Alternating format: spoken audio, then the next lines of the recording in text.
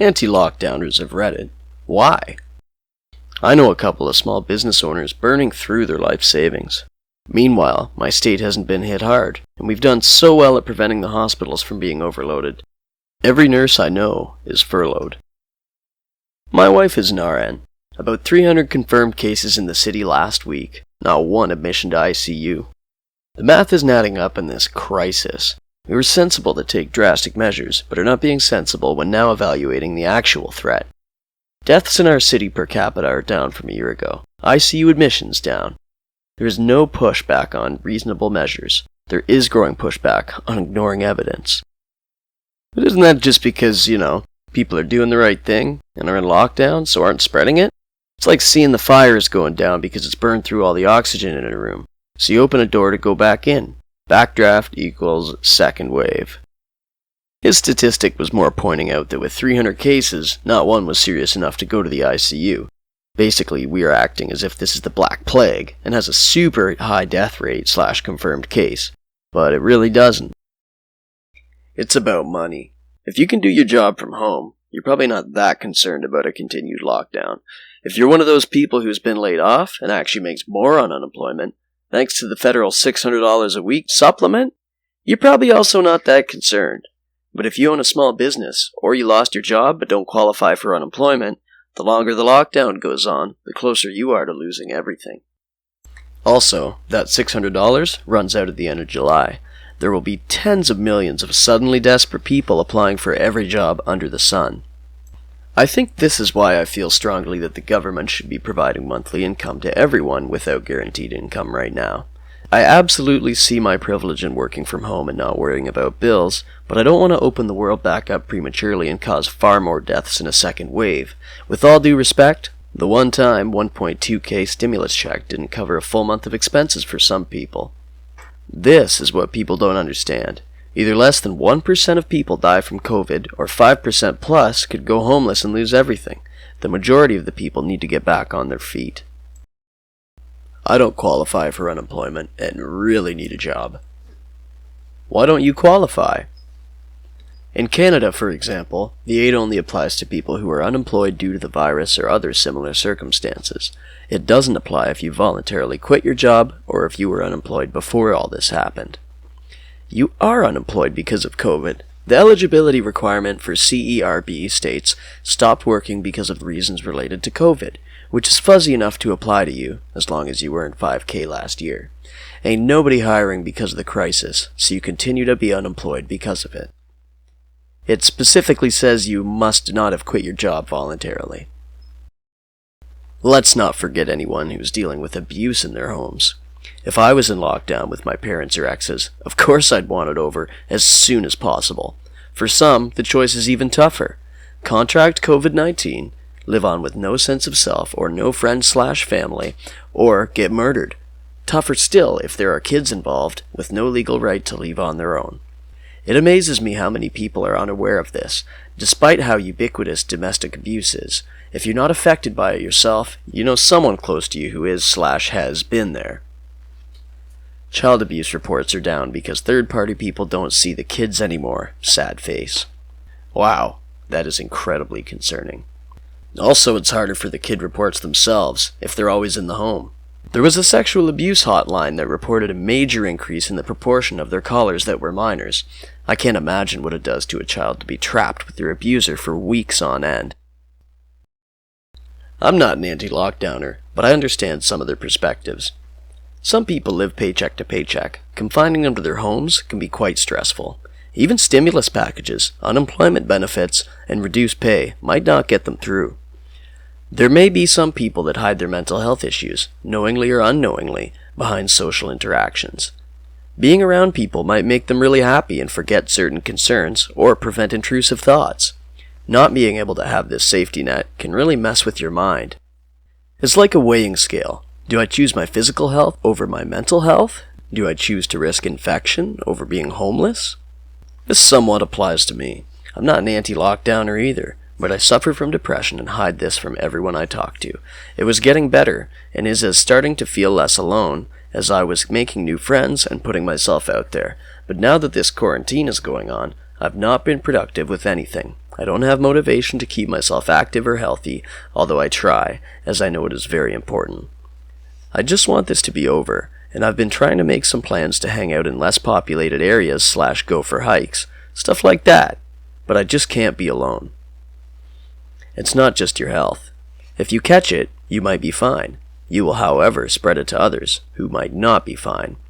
The American response to this is selfish. Sweden refused to quarantine altogether.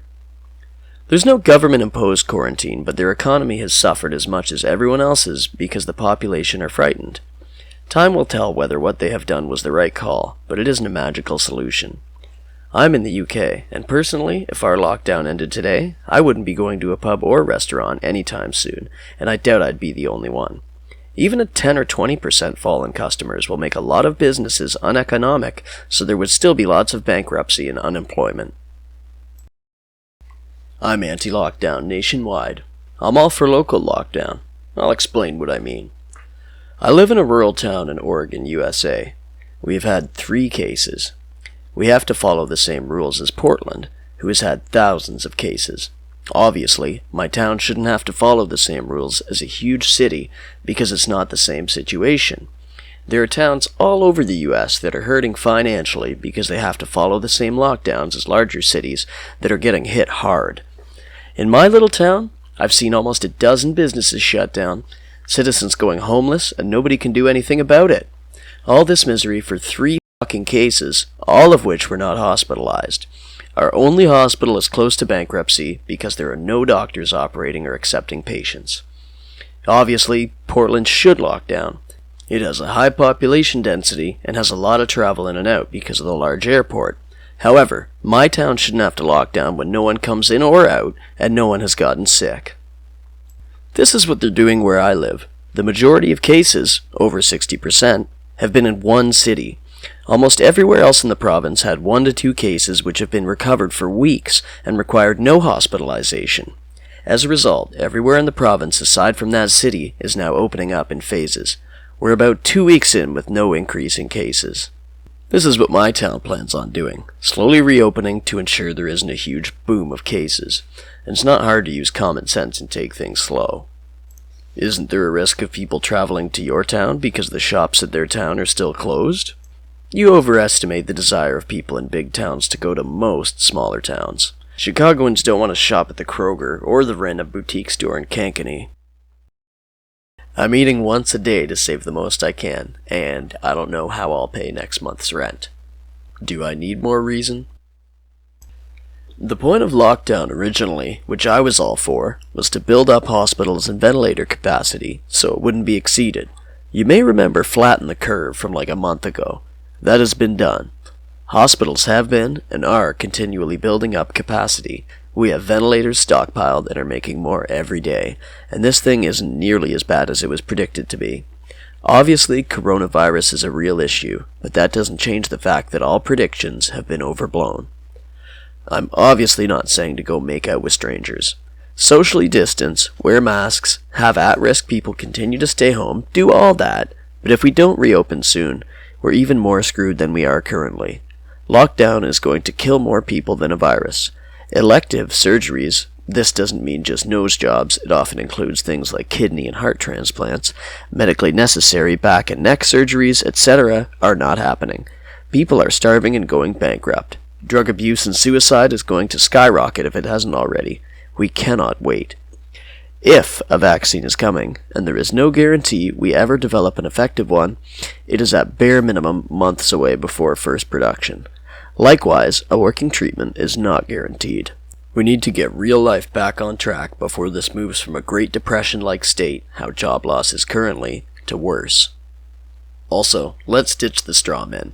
Yes, the media is managed to some morons who say they just want this to end so they can get haircuts or whatever.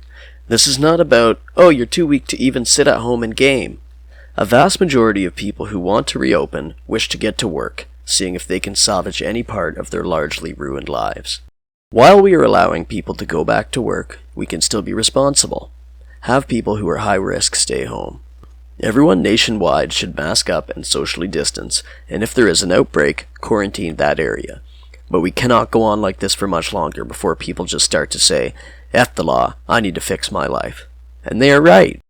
Let's at least have some responsible action instead of an across-the-board lockdown that won't last. The lockdown was about flattening the curve, slowing the spread of the virus so that hospitals weren't overwhelmed. It was never about reducing the total number of infections, at least not to any significant extent. It was about spreading out the same number over a longer period of time.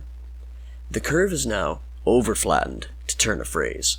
Far from being overwhelmed, hospitals in many areas are basically empty because there aren't enough COVID patients, and they can't do any other business due to the lockdown. The lockdowns are causing real damage. The rest of the universe doesn't go on hold while we wait for COVID to blow over. People can't get elective treatments like getting pre-cancers removed, or the regular checkups that catch early-stage cancers. The economic damage is real, too. A lockdown causes all sorts of economic damage, and it will even kill other people in the long run. Thus, a lockdown that is more strict than the minimum necessary to avoid overwhelming hospitals is causing harm for no return. We currently appear to be well on that side of the line in most places. I'd say basically everywhere besides a few major cities, but there are probably some other exceptions. In those areas, we should be opening back up one step at a time, while keeping an eye on case totals. If things start trending upwards in a way that is likely to result in overwhelming healthcare, then stop reopening and maybe take a step back. But there is no reason to stay at the current level of lockdown given current conditions. I am frustrated by some of the brazen protests and lack of situational awareness of some protesters. Why would you confront frontline workers? However, I think the only difference between me and most protesters is time. Anyone who agrees that a lockdown is a good idea has a figure in their mind, even if they don't know it, when they would conclude that it is doing much more harm than good. If you'll allow me to introduce my straw man, consider the fact that we were told the lockdown will last 10 years. Most would agree that is more destructive than helpful and deprives us of all fundamental needs we have as humans, which include the need to be social, be mobile, have a sense of purpose, and make a living. Now, consider that we were told 10 months. How would you react? 10 weeks? 10 days? We're all somewhere on that spectrum. The scary part is that there are no guarantees that the virus will ever be contained or easily treated. So, technically, this could be a fact-of-life problem that coexists with us as influenza does. Would this mean the end of modern civilization? If not, how do we as a society find an acceptable level of risk and, more importantly, engage in public discourse about it with the rest of the world? This is a difficult balancing act between lives, livelihoods, and quality of life for government officials and society as a whole. I'm sheltering in place and wearing a mask when I go out in public. Even as places open up around me, I'm limiting my travel outside the home. While I don't agree with the protesters, I think they have generally good, but perhaps misinformed, intentions.